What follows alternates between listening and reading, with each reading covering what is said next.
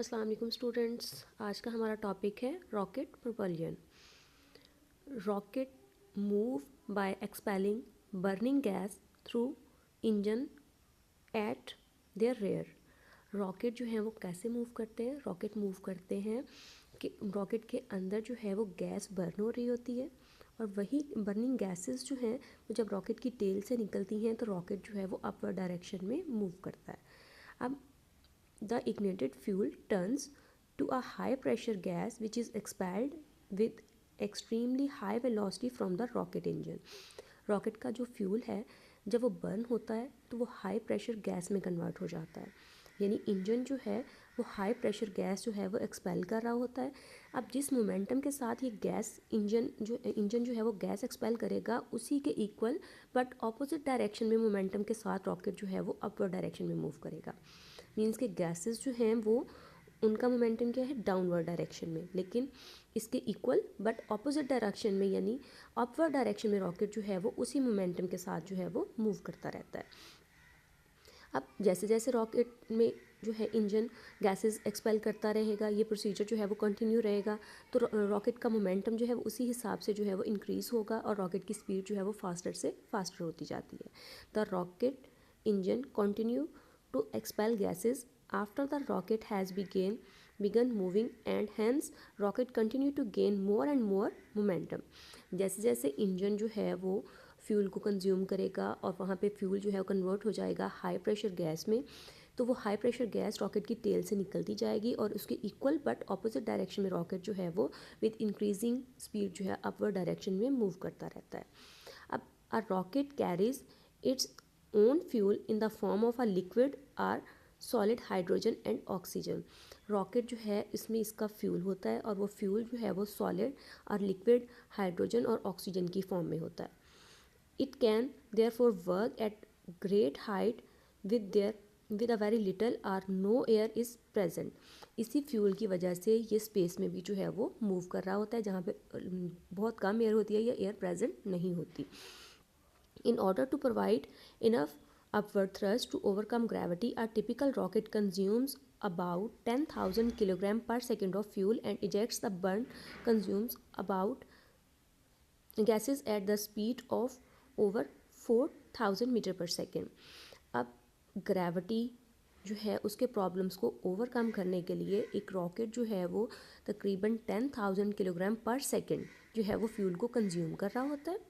Gravity को overcome करने के लिए तकरीबन ये 10,000 किलोग्राम एक सेकंड में कंज्यूम करता है और इसकी रॉकेट की जो टेल से जो गैसेस निकल रही होती हैं उनकी वेलोसिटी होती है 4,000 मीटर पर सेकंड, यानी 10,000 किलोग्राम पर सेकंड अगर ये फ्यूल कंज्यूम करेगा तो रॉकेट की टेल से 4,000 मीटर पर सेकंड की वेलोसिटी से गैसेस निकलती हैं और इसी मोमेंटम के साथ जो है वो अपवर्ड डायरेक्शन में रॉकेट जो है वो मूव करेगा।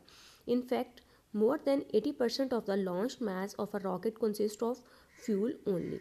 यानी रॉकेट का जो लॉन्च के टाइम पे तकरीबन 80% मास जो है वो इसके फ्यूल का होता है। अब इस प्रॉब्लम को ओवरकम करने के लिए, मास के प्रॉब्लम को ओवरकम करने के लिए जो रॉकेट जो है वो इस तरह से बनाए जाते हैं कि एक की बजाय जो है वो ज़्यादा सारे रॉकेट्स जो हैं वो लिंक्ड होते हैं। अब एक rocket at a time work कर रहा होता है, जब उसका काम ख़त्म हो जाता है, उसका फ्यूल डन हो जाता है, तो वो जो है वो वहाँ से डिस्कार्ड हो जाता है और बाकी जो रॉकेट्स होते हैं वो एयरक्राफ्ट को स्पेस में लेके जाते हैं। One way to overcome the problem of mass of fuel is to make the rocket from several rockets link together.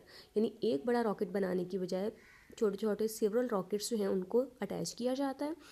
When one rocket has done its job, जब एक रॉकेट का काम ख़त्म हो जाता है, it is discarded leaving others to carry the spacecraft further up at ever greater speed. यानी एक रॉकेट जब अपना काम ख़त्म कर लेता है तो वो वहाँ से डिस्कार्ड हो जाता है और बाकी रॉकेट्स जो हैं वो स्पेसक्राफ्ट को विद इंक्रीजिंग स्पीड जो है वो स्पेस में लेके जाते हैं। अब अगर स्मॉल m जो है मास हो गैसेस का पर सेकेंड जो कि वहाँ से इजेक्ट हो रही हैं और v उनका मोमेंटम, v उनकी जो है वो रिलेटिव वेलोसिटी हो विद रॉकेट, m क्या है, मास पर सेकेंड ऑफ द गैसेस और v है रिलेटिव वेलोसिटी विद रॉकेट। तो मास पर सेकेंड को और वेलोसिटी को मल्टीप्लाई करेंगे तो ये जो गैसेस रॉकेट की टेल में से निकल रही हैं उनका मोमेंटम आ जाएगा। ठीक है, मोमेंटम पर सेकेंड। और मोमेंटम पर सेकेंड किसके बराबर होता है? फोर्स के। ठीक है, यानी एम वी यहाँ पर आ जाएगा फोर्स के बराबर। फोर्स आप लोगों ने पढ़ा है कि ये M by the Newton second law M A के बराबर होती है। तो अब ये है फोर्स जो कि रॉकेट की टेल में से जो गैसेस निकल रही हैं उनकी है, और ये किसके बराबर होगी? रॉकेट की फोर्स के, यानी एम ए के बराबर। एम मैस ऑफ रॉकेट है और ए जो है वो एक्सेलरेशन ऑफ रॉकेट। अब यहाँ से देखें, if m is the mass of the gases ejected per second with velocity v relative to the rocket, the change in the momentum per second of ejecting gases is mv। यानी ये वो force है जो कि rocket की tell में से जो गैसेस निकल रही हैं उनकी है। Is equal to the thrust produced by the engine on the body of the rocket. और ये किसके बराबर होगी? थ्रस्ट फोर्स के। थ्रस्ट क्या होती है? अपवर्ड धकेलना किसी चीज़ को, यानी उसी मोमेंटम के साथ, इसके इक्वल बट ऑपोजिट मोमेंटम के साथ जो है वो रॉकेट ऊपर की तरफ धकेला जाएगा। So acceleration A of the rocket is, अभी मैंने आप लोगों को बताया कि फोर्स किसके बराबर होती है? एम ए के। तो यहाँ पर एम ए लिखा जाएगा, एम जो है वो ओवर में आ गया, तो ए किसके बराबर होगा? M V over capital M. अब यहाँ एम क्या है? Mass of the rocket.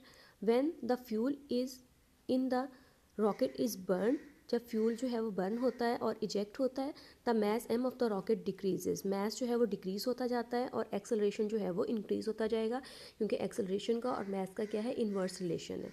जैसे जैसे mess of the rocket consume होगा तो वहाँ से एक्सेलरेशन जो है वो इंक्रीज होता जाएगा।